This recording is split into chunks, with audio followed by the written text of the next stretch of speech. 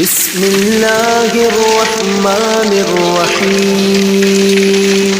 الرحمن علم القرآن، خلق الإنسان علمه البيان. الشمس والقمر بحسبان، والنجم والشجر يسجدان. والسماء رفعها ووضع الميزان، ألا تطغوا في الميزان. وأقيموا الوزن بالقسط ولا تخسروا الميزان.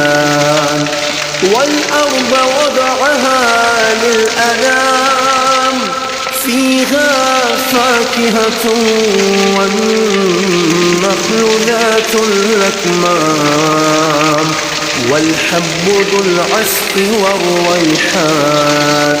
فبأي آلاء ربكما تكذبان؟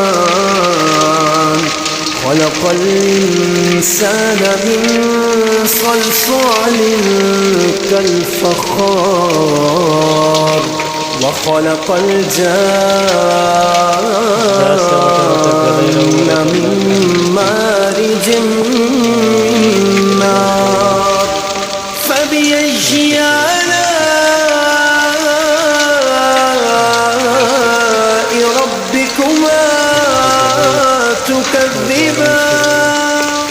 رب المشرقين ورب المغربين، فبأي آلاء ربكما تكذبان؟